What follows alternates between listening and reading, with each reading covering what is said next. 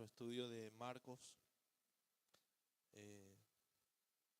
El sábado pasado no pudimos venir y estuvo el pastor Juan Carlos compartiendo con ustedes el capítulo 11, desde el versículo 27 hasta el 33. ¿Fue así? ¿Ven? Bueno, seguramente estudiaron la autoridad de Jesús. Y hoy vamos a entrar en el capítulo 12 y gracias a Dios ya falta poquito, ya estamos casi terminando, ¿verdad? Nuestro estudio de Marcos, ya hemos aprendido muchísimo y espero que a lo largo de este estudio que vinimos haciendo podamos conocerle más a nuestro Dios, ¿verdad? Cómo es Jesús, cómo es su carácter. A un Jesús bondadoso, a un Jesús paciente, a un Dios lleno de bondad, a un Dios que tiene misericordia de los pecadores.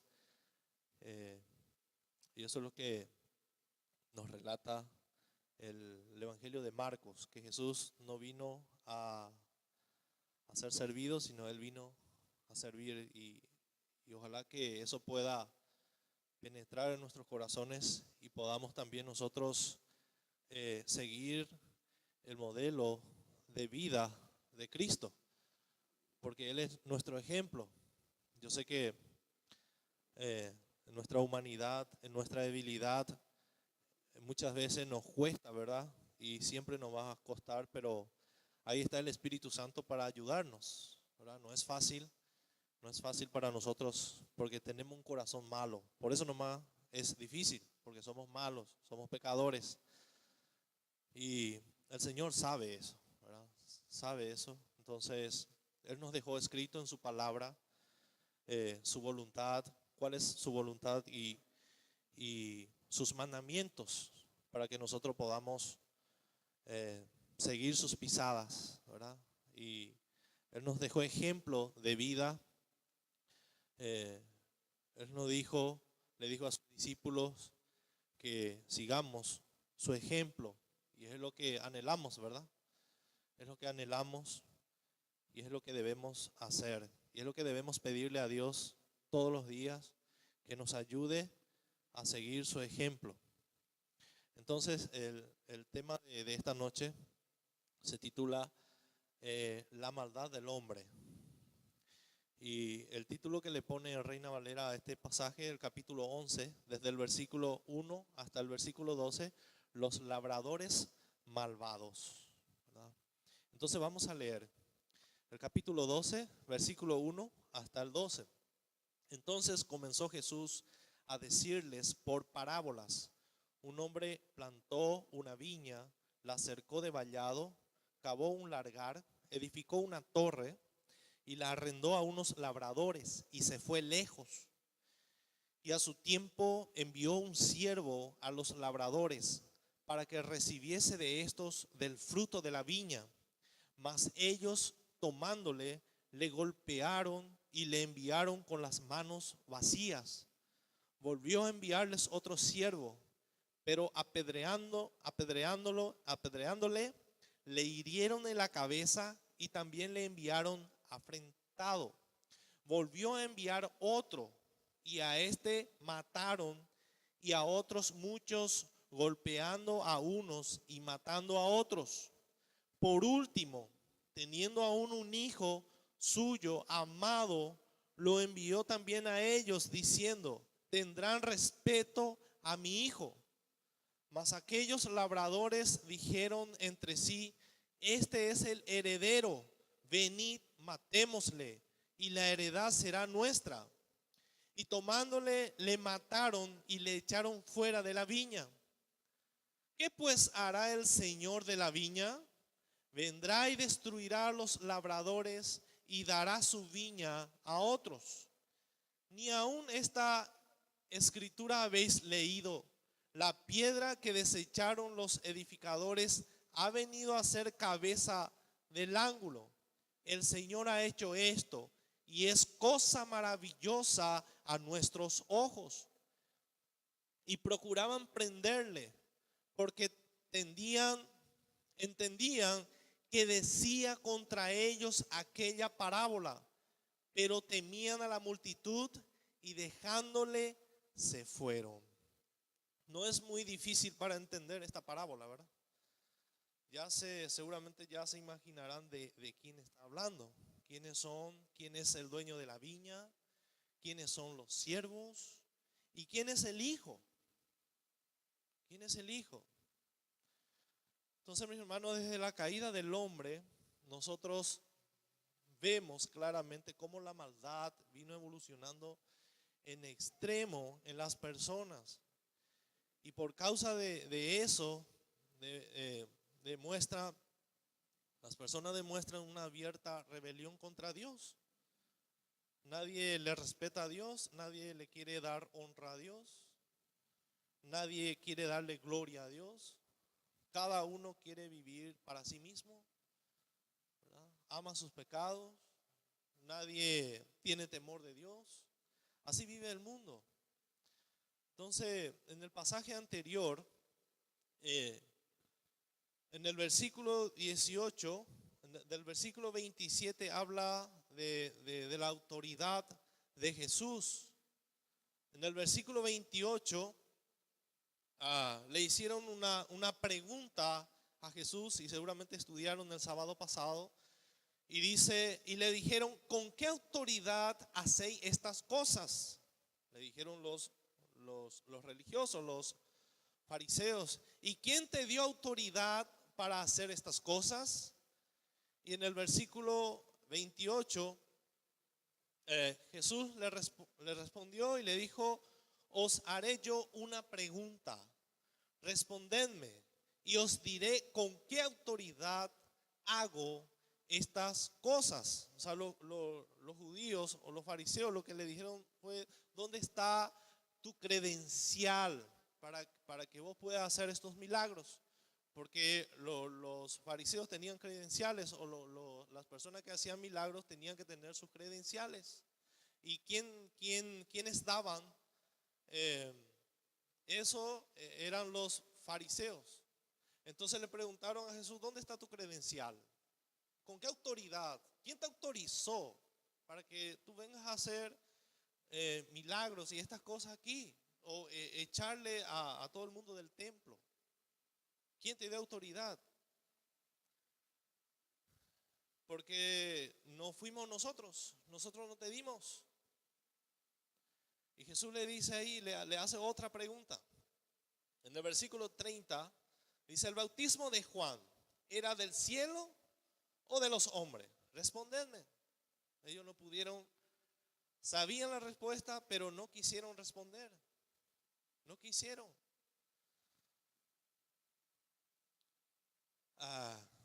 Jesús le dejó sin salida. No pudieron responder. Entonces en el versículo 31 y el 32 Jesús le dice, entonces ellos discutían entre sí diciendo, si decimos del cielo, dirá, ¿por qué pues no le creísteis? Y si decimos de los hombres, pero temían al pueblo, pues todo tenían a Juan como un verdadero profeta. Así que respondiendo dijeron a Jesús, no sabemos. Entonces respondiendo Jesús le dijo, tampoco yo os digo con qué autoridad hago estas cosas. Ellos entendieron perfectamente que Jesús era el Hijo de Dios. Entendieron perfectamente lo que estaba pasando. Pero se hicieron el ñembotabú, el desentendido. Entonces en el versículo 33 Jesús le dice, bueno, ya que ustedes no quieren escuchar la verdad, yo no les voy a decir la verdad. No le diré. Porque a estas personas no le interesaba, hermanos. No le interesaba la verdad. Entonces, en ese contexto, Jesús le dice esta parábola. Después de esto, Jesús le dice esta parábola que vamos a estudiar hoy con la ayuda del Señor. En esta parábola Jesús cuenta, la parábola significa una historia. Jesús cuenta una historia terrenal, algo que ellos conocían muy bien, pero con un significado celestial. Con un significado celestial. Entonces la historia que contó Jesús en esta parábola fue muy clara, que los líderes religiosos entendieron perfectamente. Porque inclusive de esta parábola, al final del versículo, en el versículo 12, ellos trataron o decidieron matarle a Jesús. Porque dice que ellos entendieron o se dieron cuenta que Jesús estaba hablando de ellos. Imagínense, estaban siendo confrontados y aún así tenían el corazón endurecido. Y también para nosotros es muy fácil entender esta parábola, pero tiene una enseñanza tremenda para la iglesia, porque también tiene que ver con nosotros, no solamente con los judíos de aquella época, o hace 2000 años atrás, sino también tiene que ver con nosotros, tiene una enseñanza para nosotros. La historia de esta parábola, entonces, es para todos nosotros que estamos aquí. Vamos a leer el versículo 1. Dice: entonces comenzó Jesús a decirles por parábolas. Un hombre plantó una viña, la cercó de vallado, cavó un lugar, edificó una torre y la arrendó a unos labradores y se fue lejos. ¿Verdad? Esta parábola está en Isaías 5, 1 al 2. Miren, en Isaías capítulo 5. Entonces ellos conocían muy bien esta parábola, esta enseñanza. Parábola de la viña, dice en Isaías 5:1. Y dice: ahora cantaré por mi amado, el cantar de mi amado a su viña. Tenía mi amado una viña en una ladera fértil. La había cercado y despedregado y plantado de vides escogidas. Había edificado en medio de ella una torre y hecho también en ella largar, y esperaba que diese uvas, y dio uvas silvestres. Ahí está. Ellos conocían muy bien. Cuando Jesús contó esta parábola, estaba en el templo de Jerusalén, en medio de ellos. En ese templo estaba, dice un historiador, que estaba esculpida por la pared una planta de vid de oro enorme. Y dice que cada año los judíos le añadían ramas y le ponían frutos hechos de oro cada año.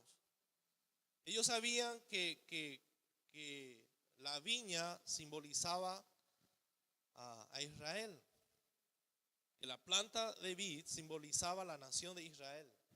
Y el dueño de esa viña era el Dios Padre.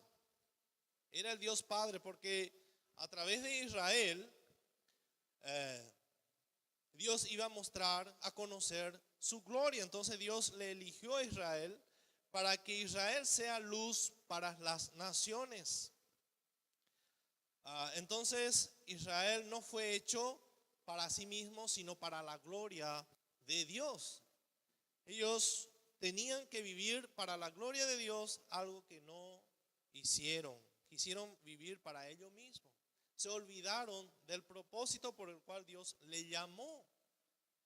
Y es algo que nosotros también no debemos olvidar, de por qué Dios nos llamó, por qué Dios nos salvó. Dios nos salvó para su gloria, para que vivamos para Él. Miren lo que dice en Isaías 43:7. Isaías 43:7. Isaías 43:7.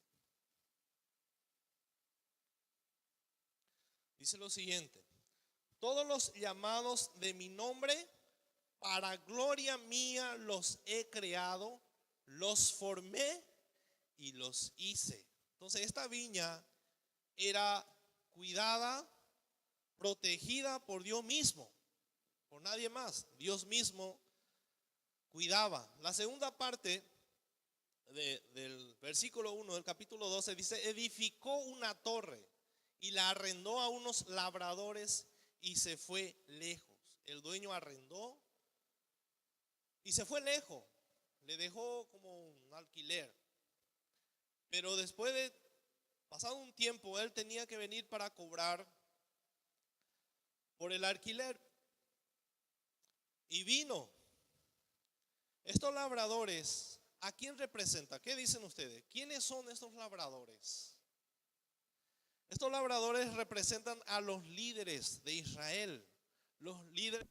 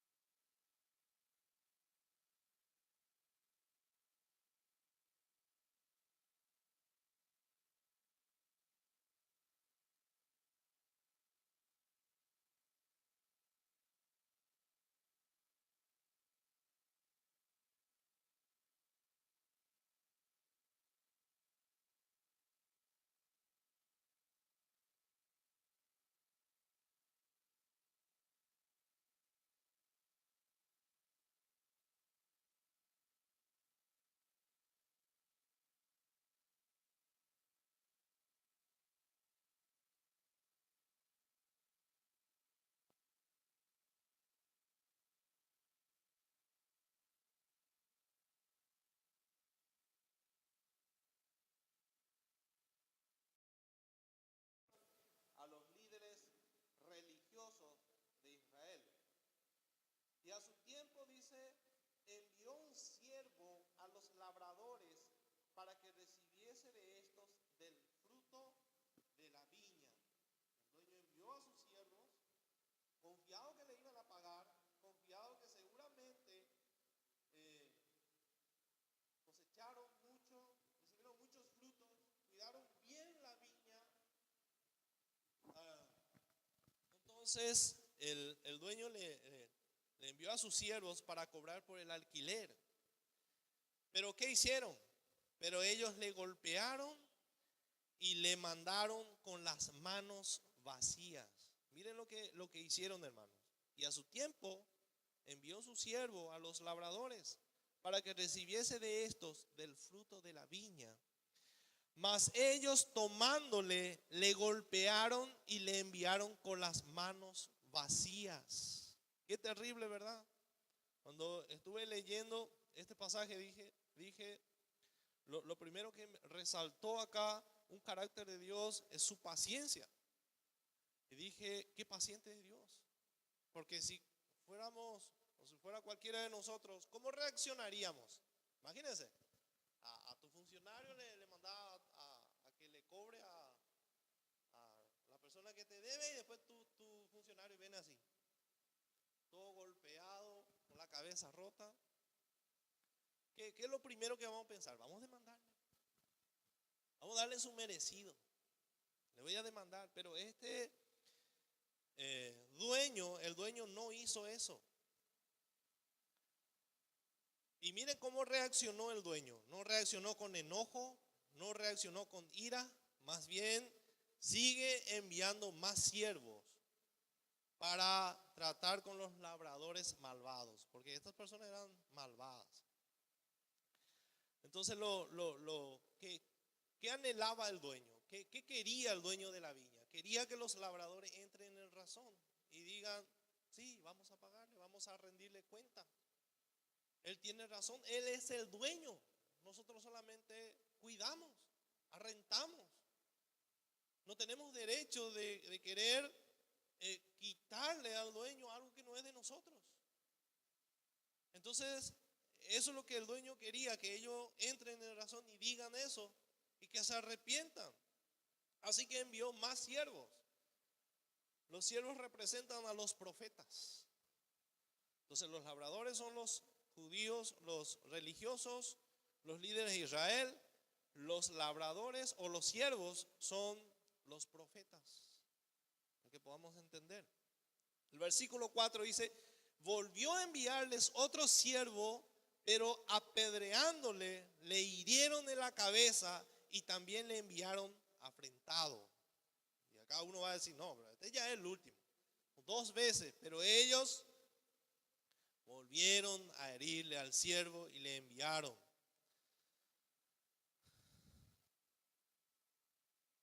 Qué tremendo, ¿verdad?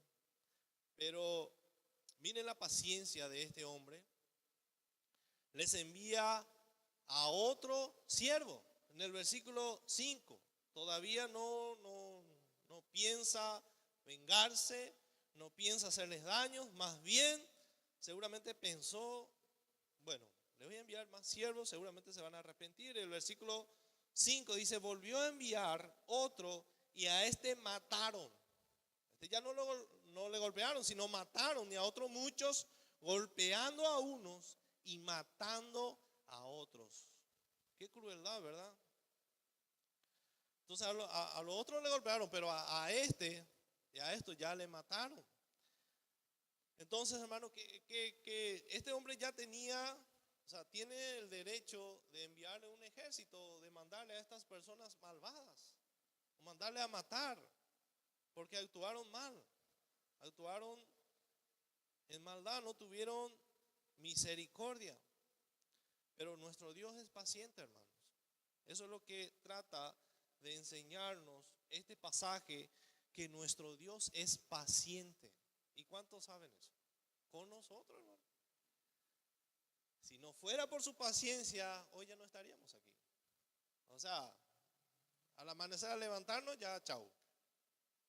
Si no fuera por su paciencia, es algo que nosotros, es algo también que nosotros deberíamos tener por obras, la paciencia, porque justamente es uno de los frutos del Espíritu Santo. Es uno de los frutos del Espíritu Santo, que así como nuestro Dios es paciente, también nosotros deberíamos practicar la paciencia, porque es algo que difícilmente puede salir de nosotros, porque somos malos. Entonces, nuestro Dios es paciente, tardo para la ira y grande en misericordia, dice su palabra. Por eso le envió varias veces sus profetas. Como le dije, los profetas son los siervos de la parábola. Los profetas eran los que anunciaban las palabras de Dios para el pueblo de Israel. Y de esa manera Dios le llamaba a su pueblo al arrepentimiento, pero ellos nunca escucharon. Miren lo que dice en Mateo 23:37. Mateo capítulo 23, versículo 37. Nunca le hicieron caso a los profetas, más bien le golpearon y le mataron. Versículo 27 dice, ay de vosotros, escribas y fariseos hipócritas. Esto dijo Jesús de los fariseos, porque sois semejantes a sepulcros blanqueados, que por fuera la verdad se muestran hermosos, mas por dentro, el versículo 37. El versículo 37 dice, Jerusalén, Jerusalén. Miren cómo Jesús llora, se lamenta sobre Jerusalén y dice, Jerusalén, Jerusalén, que matas a los profetas y apedreas a los que te son enviados. ¿Cuántas veces quise juntar a tus hijos como la gallina junta sus polluelos debajo de las alas, y no quisiste? No quisiste. ¿Cuántas veces, dice el Señor? ¿Cuántos profetas el Señor envió para que le hable a su pueblo? Pero aún así ellos no escucharon. El último profeta, ¿quién fue? El que vino para preparar el camino para Jesús fue Juan el Bautista. Y justamente a él también le mataron, ¿verdad? Y no solamente a los siervos. Entonces Jesús le escribe o le describe a Jerusalén como la ciudad que mata a sus profetas. Eso es lo que, si leemos el Antiguo Testamento, desde Moisés hasta Juan el Bautista, vamos a ver cómo ellos, los judíos, le mataban a los profetas. Lean el libro de Números, por ejemplo, hermano, es tremendo, una locura. Éxodo. Pero esta historia, hermano, no termina en el Antiguo Testamento, sigue hasta ahora. Dios sigue enviando pastores y misioneros para que prediquen su palabra, y vemos también en otros países cómo siguen matando. O sea, el corazón del hombre nunca cambió. Donde se predica el evangelio, ¿qué es lo que hace el evangelio, hermanos? ¿Por qué reaccionan? ¿O por qué nosotros también antes de ser salvos, por qué reaccionábamos de una manera violenta hacia las personas que nos querían predicar el evangelio? Y yo, por ejemplo, decía, no quiero escuchar, no te quiero escuchar. No, porque ustedes son evangélicos, no. Y porque el evangelio confronta al hombre de su condición, o le dice al hombre cuál es su condición verdadera delante de Dios, porque lo que el hombre piensa es que es bueno, nunca ve su maldad. Por eso es que el Espíritu Santo vino para confrontarnos, para convencernos, dice, de pecado, de justicia y de juicio. Lo primero que hace el Espíritu Santo cuando predicamos el evangelio, ¿qué le dice a las personas? Le confronta a sus pecados, que es un pecador. Por eso es que cuando vamos a evangelizar, ¿de qué empezamos? ¿De qué le hablamos a las personas? ¿Cómo debemos hacer? Primero le hablamos a un Dios, de un Dios creador, que Dios creó todas las cosas, ¿verdad? Que todo lo que vemos en nuestros alrededores fueron creados por Dios. Y nadie puede negar eso. Es imposible no ver o negar que hay un Dios. Por más que el hombre niega, en su corazón sabe que hay un Dios. Eso es lo que dice la Biblia. Entonces, el segundo paso, ¿qué hacemos? Le hablamos de su condición, de la separación del hombre de Dios. Y ahí, cuando empezamos a predicar el evangelio, ahí va cayendo su argumento o su bondad. El evangelio demuestra a las personas cuál es su condición verdadera delante de Dios. Entonces, convence de pecado, convence de justicia. Que si yo soy así, entonces Dios es un Dios justo, un Dios que no peca, un Dios santo, un Dios que no tiene maldad en su corazón, un Dios perfecto, un Dios de justicia. Y si yo soy pecador y voy a recibir la justicia de Dios, entonces ¿de qué me tiene que ¿cuál es el tercer paso? ¿De qué me tiene que convencer el Espíritu Santo? De juicio. Si mi condición es así y Dios es santo, justo, entonces ¿qué es lo que yo merezco? Juicio. Entonces el Espíritu Santo me convence de pecado, me doy cuenta que soy un pecador y cuál es mi condición delante de Dios, y me muestra que Dios es santo. Entonces lo único que a mí me queda es el juicio de Dios. Y ahí lo que el pecador, las personas se dan cuenta y es confrontado por el evangelio y se da cuenta y se arrepiente de sus pecados. Esa es la obra del Espíritu Santo. Por eso es que cuando salimos más adelante, como dijo el pastor, vamos a salir a hacer evangelismo, algo que no todos tenemos experiencia, ¿verdad? Entonces vamos a aprender detrás del pastor. Seguro que el pastor se va a ir adelante y nosotros, ¿verdad? Más o menos así. Entonces, a todos nos va a costar, pero tenemos que hacer, ¿verdad? Es algo muy lindo, vamos a salir todos juntos y ahí va a salir algo, ¿verdad? Que el Señor nos ayude. Entonces, ¿de qué tenemos que hablarle a la gente? ¿De qué vino a hablar Jesús? ¿Qué hablaba los profetas? Hablaba del evangelio, hablaba de Dios. El Señor dice así, y empezaban a decir lo que el Señor pensaba de su pueblo. Entonces Jesús acá en este relato está diciendo cómo son los líderes religiosos, cómo son ellos, qué es lo que ellos hacen con la palabra de Dios. Tratan de callarle a los profetas, tratan de callarle a Dios, matándole a sus profetas, pero eso es imposible. Trataron de callarle a Juan el Bautista, se levantó otro más fuerte que Juan el Bautista, Jesús. Trataron de callarle a Jesús, hasta ahora la iglesia sigue hablando. Y no van a hacer eso, no van a poder hacer eso, porque las tinieblas no va a poder prevalecer contra la iglesia, no va a poder. Entonces eso hace el evangelio, confronta al hombre en sus pecados. desnuda el corazón del hombre, le muestra su condición y por eso le molesta. Por eso le molesta.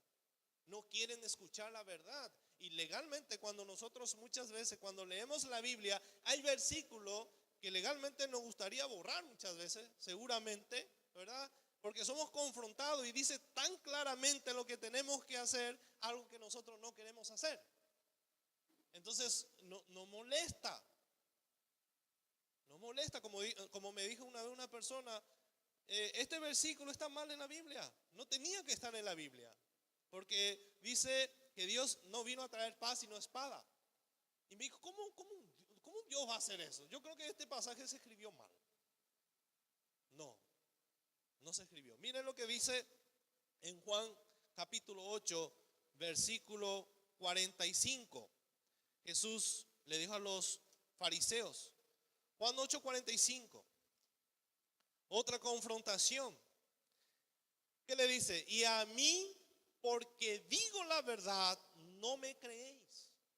Porque digo la verdad, no me creéis.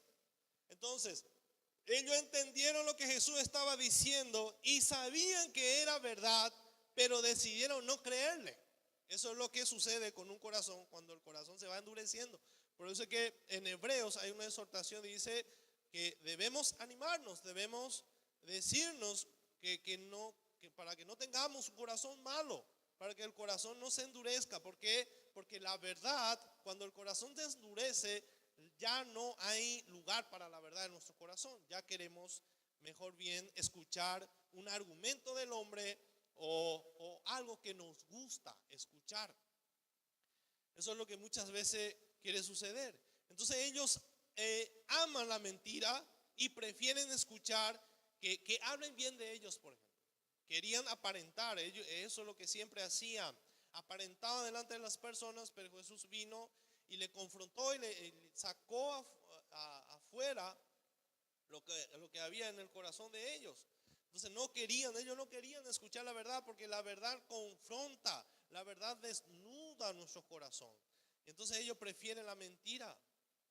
Y hoy ocurre eso en muchas iglesias. Las personas prefieren la mentira que la verdad. No quieren escuchar que un predicador hable del pecado, hable del infierno. Prefieren escuchar el halago de la gente, o escuchar que Dios no le interesa lo que Dios dice de ellos. Porque verdaderamente muchos dicen, pero el Señor conoce mi corazón. El Señor conoce mi corazón. ¿Quién sos vos para decirme eso si el Señor conoce mi corazón? Y muchos más, con mucho más razón. Porque el Señor conoce nuestro corazón. Entonces la verdad es como una luz, hermano, que deja todo al descubierto. Se ve claramente. Por eso es que tanta insistencia hoy en día de la sola escritura, de poder volver a la escritura. Volver a la escritura, volver a tener como libro de cabecera la Biblia. La Biblia, hermanos. Por eso insistimos en estudiar las cartas, los libros de la Biblia, para que podamos ser confrontados por esa verdad y que cada uno de nosotros podamos tener ese encuentro con el Evangelio a solas y ser confrontados y poder arrepentirnos de nuestros pecados. Entonces cada uno, ya no dependemos de otro, no es necesario que otro me diga, sino yo mismo, el Señor me va a ir hablando a mi corazón y no me va a dejar otra salida. No voy a poder tener argumento contra otra palabra, contra la palabra de Dios. Yo puedo tener argumento en contra de Luis. Luis me puede decir algo y yo puedo buscar un argumento. Y como él no conoce mi corazón, entonces yo puedo darle un argumento de por qué hice y por qué las cosas. Pero contra la palabra de Dios no hay argumento. Así como los fariseos le dijeron, díganos, ¿con qué autoridad? Y Jesús le hace otra pregunta, no le deja salida, o sea, le dejó sin salida, le dejó sin palabra. Entonces así nos deja la palabra de Dios. Por eso la importancia de estudiar. Miren lo que dice, a esta gente le gustaba la mentira, la oscuridad. Juan 3:19. ¿Quién es la luz? En Juan 3:19. La luz vino al mundo. Jesús le estaba hablando a Nicodemo del nuevo nacimiento, y en ese contexto Jesús le dice que envió a su único hijo a morir por nosotros, que representa al hijo del dueño de la viña, que él envió a su hijo, ya le envió a sus siervos, ahora le envía a su hijo. Y de tal manera amó Dios al mundo que ha enviado a su hijo, pero estas personas fueron condenadas porque amaron más las tinieblas que la luz. Y esta es la condenación, que la luz vino al mundo y los hombres amaron más las tinieblas que la luz, porque sus obras eran malas. Porque todo aquel que hace lo malo aborrece la luz y no viene a la luz para que sus obras no sean reprendidas. O sea, acá en Romanos 8:7 habla claramente de que nosotros, Romanos 8:9 habla claramente que nosotros ya no servimos a la carne, ya no andamos según la carne. O sea, hace una separación de quienes andan de la carne y en aquellos que andan en el espíritu. O sea, el cristiano, como tiene el espíritu de Dios, debe caminar según, debe andar en el espíritu, en las cosas de Dios, debe hacer la voluntad de Dios. Pero aquellos que andan en la carne, y en Gálatas 5 muestra los frutos de la carne, entonces van a andar por ese camino. Entonces, cuando recibimos el Espíritu Santo, ya andamos por otro camino, que son por el camino del Espíritu Santo, y justamente el combustible para andar es el Espíritu Santo.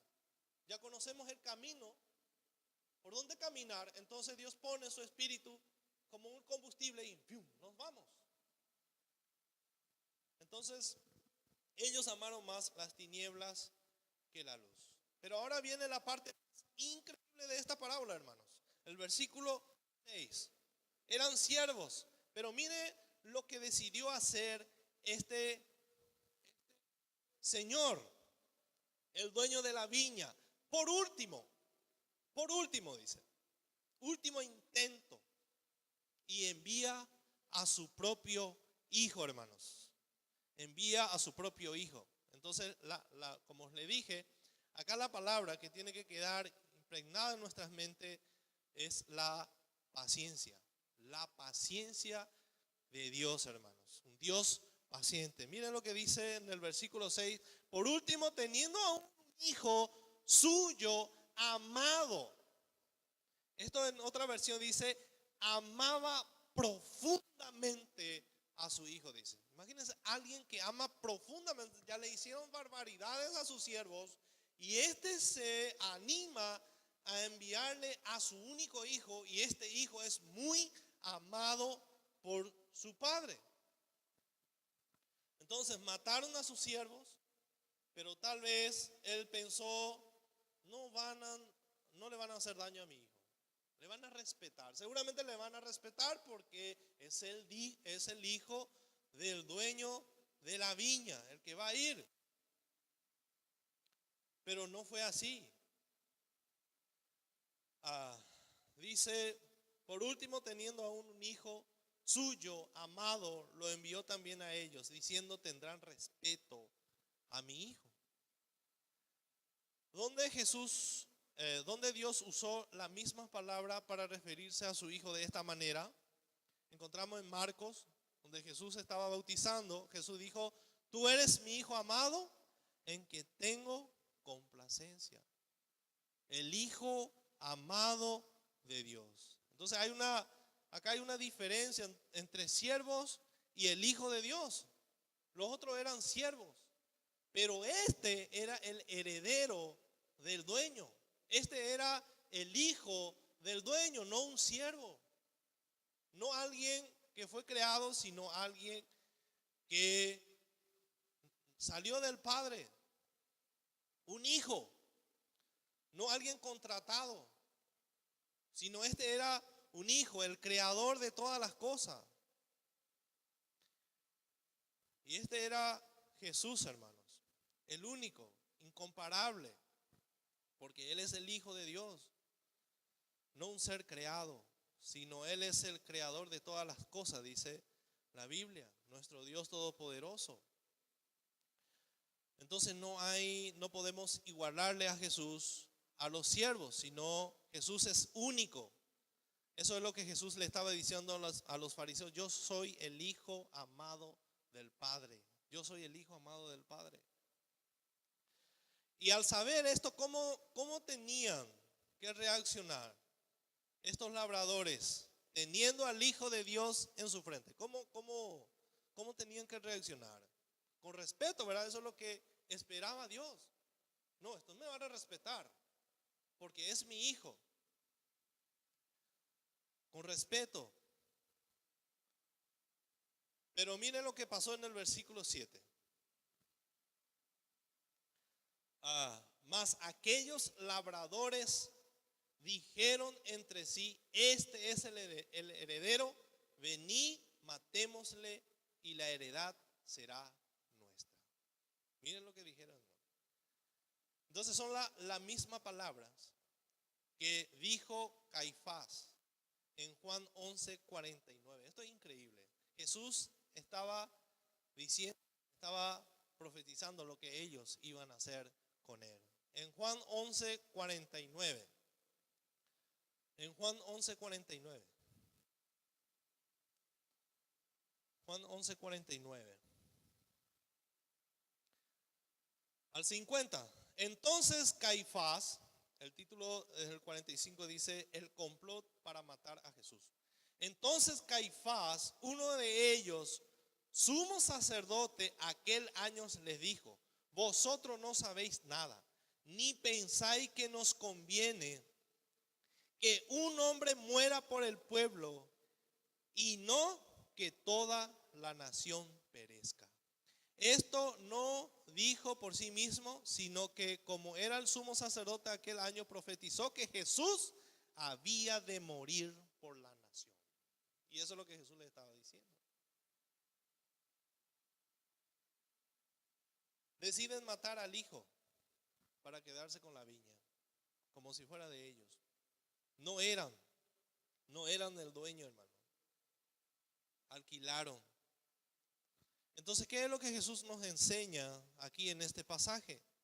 ¿Qué es lo que nos revela, hermanos? Algo tremendo. Nos revela el corazón del hombre. El corazón del hombre quiere adueñarse de la gloria de Dios. Eso es lo que el hombre quiere. No quiere darle la gloria a Dios. No quiere reconocer que todo lo que el hombre tiene es gracias a Dios. El hombre quiere ser el dueño de sus vidas. Y eso no es así, hermanos. Nosotros no somos, ni nadie es el dueño de su vida. No solamente los cristianos, el alma de los cristianos le pertenece a Dios, sino al del inconverso y todo. Porque Dios es el dueño de todo. En Ezequiel 18:4, la primera parte, dice: he aquí que todas las almas son mías, dice el Señor. Todas las almas. Y muchas personas piensan que son independientes. Y no solamente ellos, sino también muchas veces nosotros queremos vivir para nosotros mismos. Pensamos que nuestra vida nos pertenece a nosotros, que podemos hacer lo que queremos. Eso muchas veces sucede. Y actuamos como si Dios no existiera, como si Dios no fuera nuestro dueño. Pensamos y decidimos hacer cosas sin consultar. Queremos ser independientes, no queremos sujetarnos. Por eso es que muchos quieren a Dios solamente como su Salvador. Pero otra cosa es, hermanos, tenerle a Dios como nuestro Señor. Y si es nuestro Señor, debemos sujetarnos a Él. Y ellos tenían que sujetarse a Dios, porque Dios era el dueño de ellos, el dueño de la viña. Y no solamente de la viña, sino de todos. Y así es el corazón del hombre. Queremos que la viña sea nuestra. Ese es el problema. No queremos todo para nosotros. Vivir para nuestra propia gloria y hacer nuestra voluntad. Y no debemos actuar así. Debemos recordar que nuestra vida le pertenece a Dios. Y si Dios nos dejó aquí o vivimos hoy, es para la gloria de Dios y para hacer su voluntad. Eso lo conocemos en teoría. pero llevar en la práctica lo que es difícil. Y eso solamente debemos humillarnos delante de Dios y pedirle su ayuda. La desobediencia, hermano, es una rebelión abierta contra Dios, y todos sabemos. ¿Cuántas veces somos desobedientes? ¿Cuántas veces queremos llevar la gloria a Dios? ¿Cuántas veces queremos hacer nuestra voluntad? Porque muchas veces la voluntad de Dios no nos gusta. Ese es el problema del hombre. Tomás Watson dijo: todo pecado es un intento de asesinar a Dios. Todo pecado es un intento de asesinar a Dios. Entonces toda la humanidad, todo el tiempo, ¿qué es lo que intenta hacer? O sea, ¿qué es lo que hace un inconverso?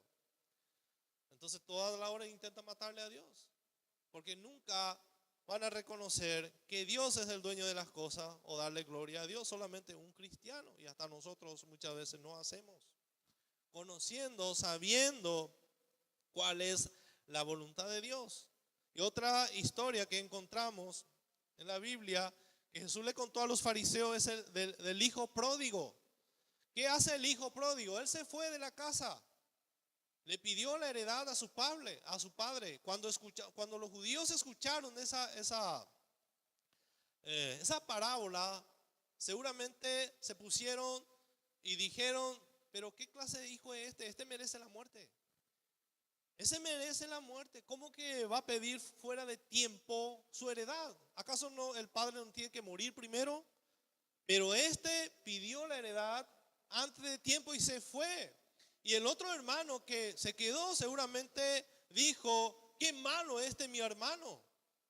Y él se creía bueno.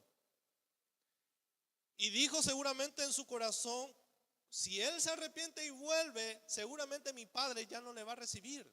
Y eso es lo que los judíos seguramente esperaban, que el padre ya nunca más le reciba a ese hijo, porque es un gran pecador. Pero Dios es un Dios paciente, hermano. Dios es paciente y misericordioso. Ellos se olvidaron de eso. ¿Qué es lo que Jesús le estaba enseñando en esa parábola? La parábola no se trata del hijo pródigo, se trata del padre que le recibió con los brazos abiertos a ese hijo que se arrepintió de sus pecados, mostrándonos cuán misericordioso es Dios con nosotros o con las personas. Pero ellos esperaban que el padre no le perdone. Pero regresó este hijo y el padre le recibió. Y se fue el padre y le contó al otro hijo que se quedó. ¿Y cómo reaccionó? ¿Feliz porque su hermano volvió? No. Él quería la heredad para él. Él quería llevar todo. Entonces el padre decide recibirle al hijo. Pero este se puso nervioso, se puso furioso. Dice, cuando su padre le contó eso, se puso furioso, enojadísimo. Y la mayoría de los comentaristas o teólogos dicen que este hijo le mató a su padre.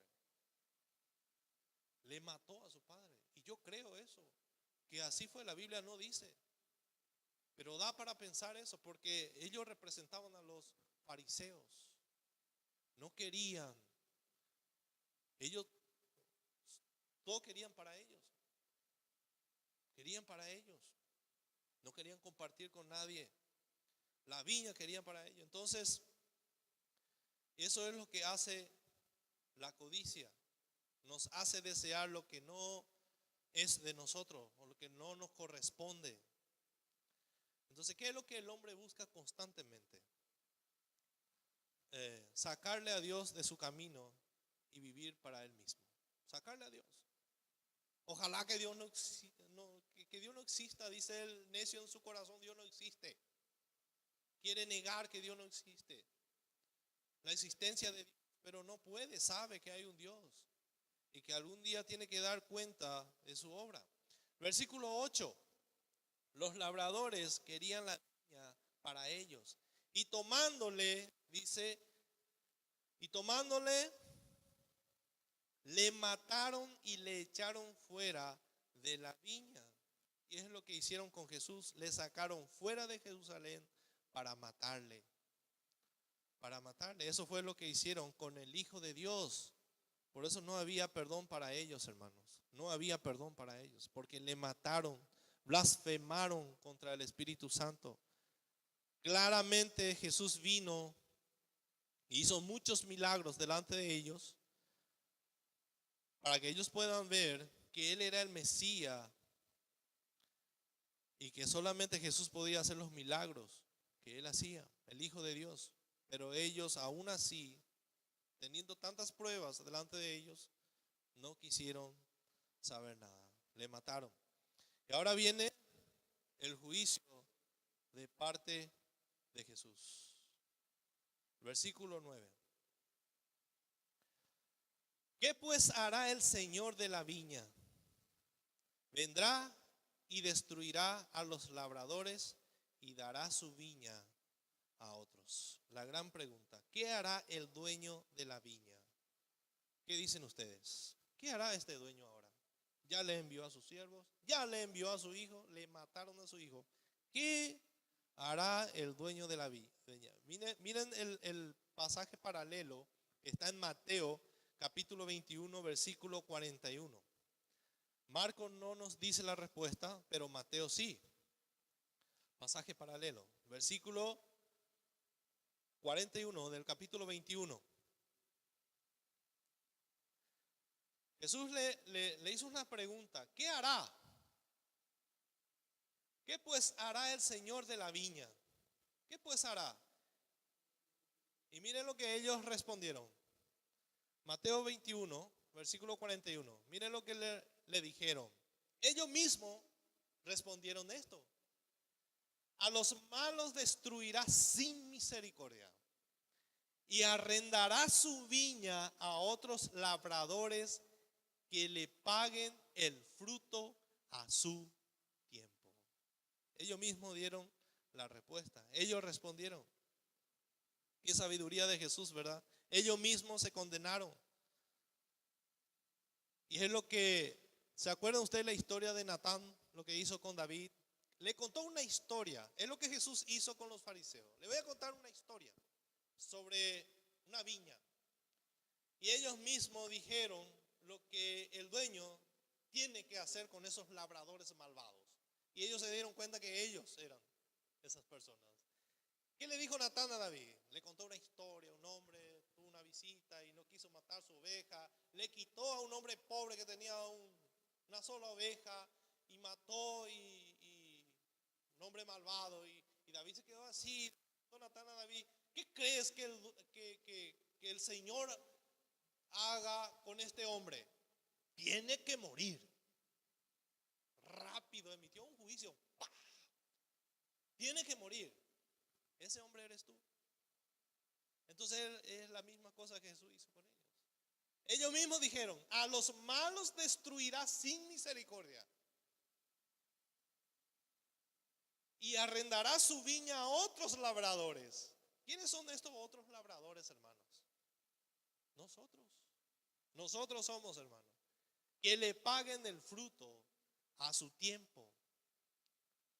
Entonces, cuando alguien nos habla de una injusticia, ¿cómo reaccionamos? Merece la muerte. Merece la muerte. Cuando vemos a un violador en la tele, ¿qué es lo que? Merece morir. Merece morir. Emitimos rápido. Nosotros somos rápidos para emitir juicio contra las personas. Pero también nosotros merecemos morir. ¿En qué nos diferenciamos de ellos? ¿Somos mejores? No. Entonces, este hombre, David acertó en su veredicto. Y este hombre también. Es cierto, tiene que morir. Tiene que pagar por lo que hicieron. Tiene que pagar. Y es lo que sucedió con Israel. Es lo que sucedió con Israel. Dios quitó la heredad de Israel y le dio a la iglesia. Le dio a la iglesia, hermanos. Entonces ellos rechazaron al Mesías. Y ahí Jesús le dice en el versículo 10, miren lo que le dice en el versículo 10. Ni aún esta escritura habéis leído, ni aún esta escritura le habéis leído. La piedra que desecharon los edificadores ha venido a ser cabeza del ángulo. El Señor ha hecho esto y es cosa maravillosa a nuestros ojos. ¿Qué cita de la Biblia, ¿qué pasaje de la Biblia Jesús citó acá? Salmo 118. Ellos conocían muy bien esto. ¿Acaso ustedes nunca leyeron, nunca cantaron este himno? Miren lo que dice en Salmo 118.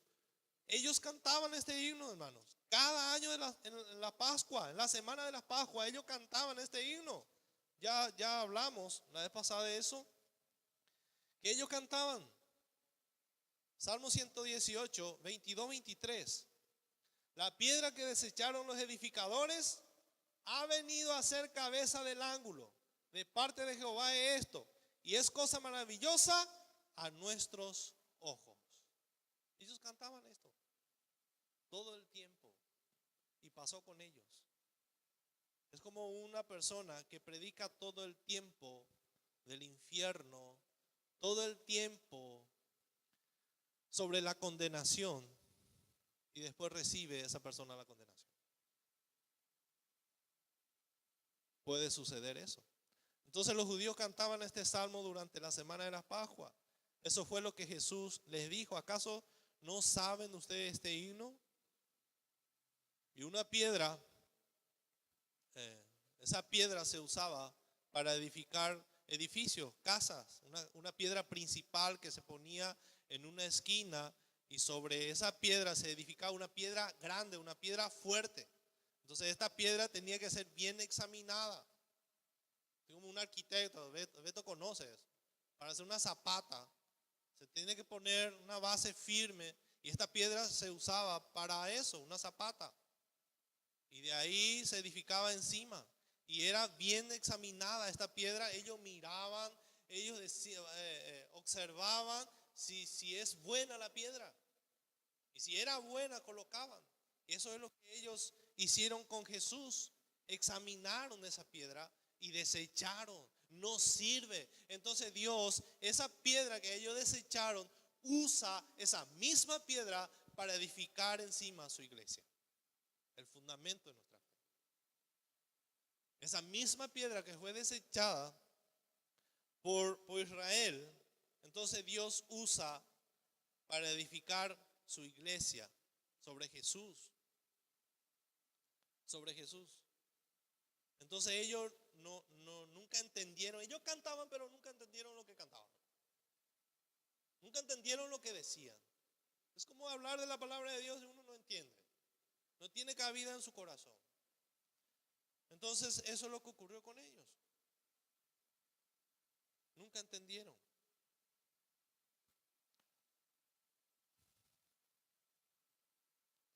Por ejemplo, ellos cantaban, cuando Jesús entró en Jerusalén, ¿se acuerdan la canción que cantaron? Hosana, Hosana, sálvanos, te rogamos, le dijeron a Jesús.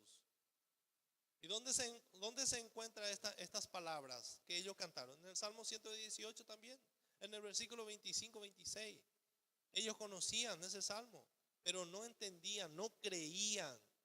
Uno inclusive puede hablar de la palabra de Dios, pero la pregunta es, ¿cree lo que uno dice?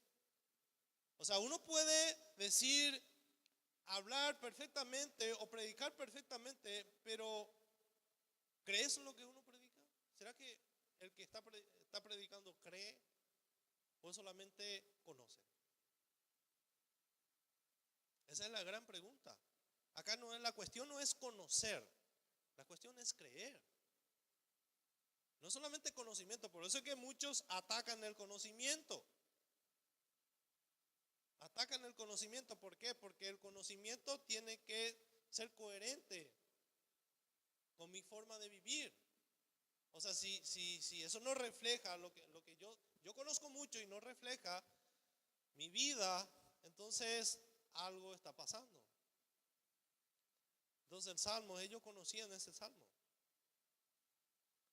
Y como dice el refrán, no hay peor ciego que el que no quiere ver.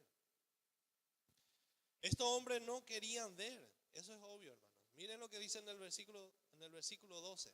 Ahora vamos a ver la reacción de los religiosos. Y procuraban prenderle porque entendían que decía contra ellos aquella parábola, pero temían a la multitud y dejándole se fueron. En vez de arrepentirse, ellos prefirieron matarle.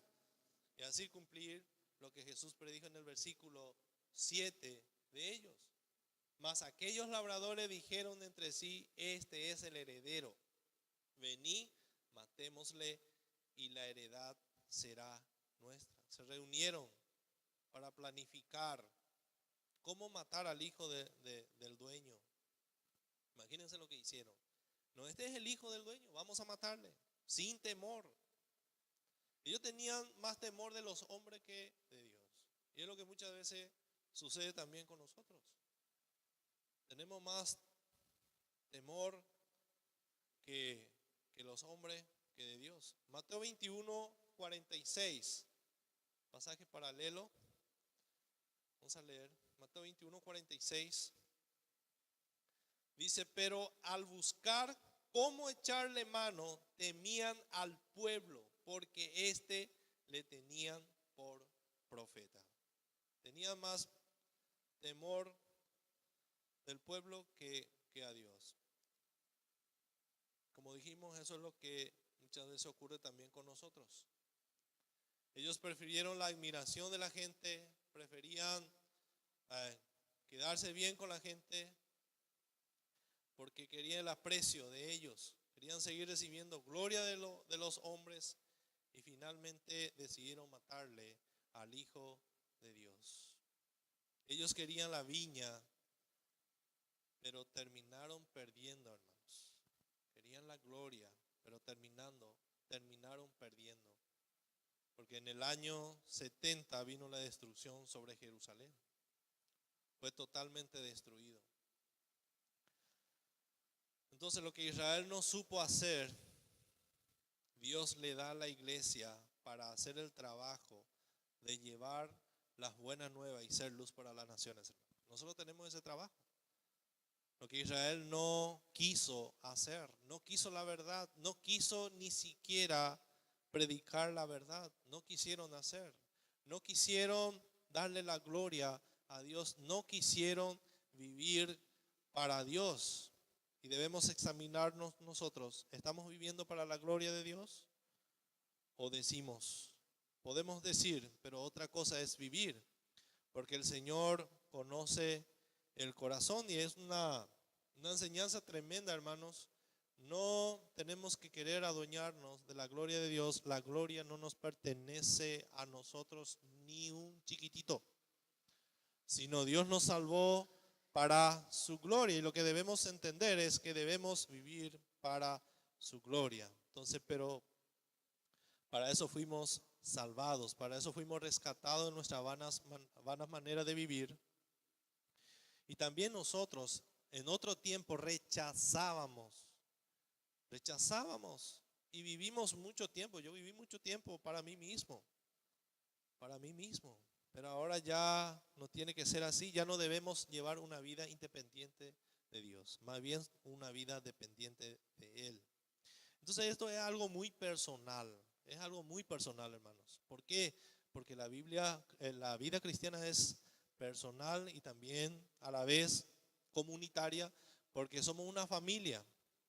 Entonces nos conocemos, ¿verdad? Nos conocemos, pero lo que nosotros no conocemos es el corazón de la gente. Eso es imposible conocer, pero Dios sí conoce, y a Él no le podemos engañar.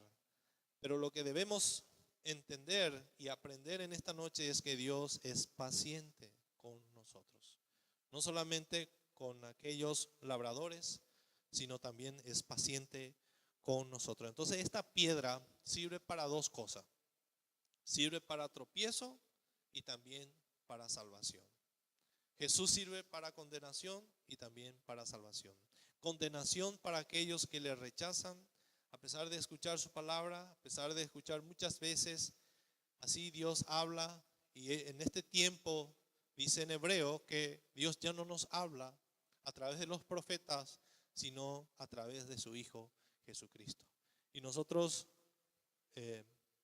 tenemos el privilegio de poder entender la palabra de Dios, pero que no podemos quedarnos ahí de solamente conocer, sino debemos creer. Cada versículo de la Biblia debemos creer, porque ahí está el poder, no solamente en conocer. Si yo me quedo en conocer, entonces esa piedra, si no llega a mi corazón, porque muchas personas creen, conocen, pero aquellos que creen, se vuelve una vida la palabra de Dios, se vuelve vida en su vida, se hace vida, tiene vida. Cuando nosotros creemos y ponemos en práctica la palabra de Dios, tiene vida. Ahí lo que tiene vida, porque si solamente yo tengo la Biblia y conozco todo, es un libro. Es un libro, no tiene poder, no tiene ningún poder. Si yo solamente conozco, pero si yo obedezco, entonces sí tiene poder para transformar mi vida. Y ahí la piedra se vuelve mi salvación. Pero si yo solamente conozco y no obedezco, entonces la piedra vuelve tropiezo de tropiezo para mí y para aquellos que rechazan la piedra. Le espera el juicio de Dios. Miren lo que dice, por último, vamos a leer Primera de Pedro 2:6. Primera de Pedro 2:6. La piedra viva. Pedro hablando de la piedra viva. Primera de Pedro capítulo 2, versículo 4 hasta el 8. Acercándoos a él, piedra viva, que es Cristo, desechada ciertamente por los hombres, mas para Dios escogida y preciosa. Vosotros también, como piedras vivas, sed edificados como casa espiritual y sacerdocio santo, para ofrecer sacrificios espirituales aceptables a Dios por medio de Jesucristo. Por lo cual también contiene la escritura: he aquí pongo en Sión la principal piedra de ángulo, escogida preciosa, y el que creyere en él no será avergonzado. Para nosotros pues, los que creéis, él es precioso, pero para los que no creen, la piedra que los edificadores desecharon ha venido a ser la cabeza del ángulo, y piedra de tropiezo y roca que hace caer, porque tropiezan en la palabra, siendo desobedientes, a lo cual fueron también destinados. Entonces esta piedra debe ser la piedra más preciosa para nosotros, y debemos edificar nuestra vida espiritual sobre Cristo, y no solamente escuchar su palabra y no hacerle caso a la verdad, porque cada vez que leemos la Biblia, el Señor no está hablando esa verdad, y no debemos rechazar, debemos hacerle caso. Y ¿saben cuál es nuestro mayor problema, hermanos? No es tanto para leer. Yo creo que todos estamos leyendo, ¿verdad? Pero lo que más nos cuesta es tener un tiempo de meditación, estar quieto y meditar lo que hemos leído, meditar profundamente de esa palabra, de esa verdad con el cual tuvimos el encuentro. Qué profundo entró en nuestros corazones esa verdad. Muchas veces se queda en la superficie porque no meditamos, ¿verdad? Qué tremendo, ya leí todo. Pero lo que debemos hacer es meditar, pensar en el pasaje que hemos leído, en el versículo que hemos leído o en libros que estamos leyendo, meditar. Por eso necesitamos un tiempo a solas con Dios. Necesitamos un tiempo, no tenemos que andar así de aquí para allá. Debemos tener un tiempo con Dios y meditar profundamente en la palabra de Dios. Es fácil leer, pero lo que más nos cuesta es meditar. Y es lo que debemos hacer para que podamos meditar en ella y poner en práctica. Entonces esta piedra de Dios es preciosa, que es Cristo, y debemos darle importancia. Pero lo que debemos aprender en esta noche es que Dios es paciente, y espera de nosotros arrepentimiento, solamente eso. Para el cristiano no hay otro camino que no sea el arrepentimiento. No hay nada para hacer, hermano. ¿Qué es lo que voy a hacer? Le voy a presentar sacrificio a Dios, le voy a matar gallinas, le voy a matar. No. Dice, Dios no quiere sacrificio, dice. Entonces, ¿qué es lo que espera? Un corazón contrito y humillado. No hay caso. Eso nomás. Pero el hombre es tan terco que no quiere humillarse ante Dios. Hasta orar nos cuesta por el orgullo. Amén. Vamos a orar, hermano. Señor, te damos gracias. Gracias por tu palabra. Que esto que hemos estudiado hoy pueda entrar profundamente en nuestros corazones, Señor. Tú eres un Dios paciente. Y gracias por salvarnos, porque también nosotros éramos como estos labradores malvados, Señor, que rechazábamos tu palabra y a tu Hijo mismo, a tu Hijo Jesucristo. Pero tú un día nos llamaste, iluminaste nuestra mente y ahora estamos en tu presencia, Señor. Es por tu gracia y es por tu misericordia. Gracias por la vida de mis hermanos que están aquí. Ellos son, Señor, frutos de tu Espíritu Santo. Ellos son, Señor, fruto de tu salvación. Y nos gozamos y nos alegramos unos con otros porque somos salvos.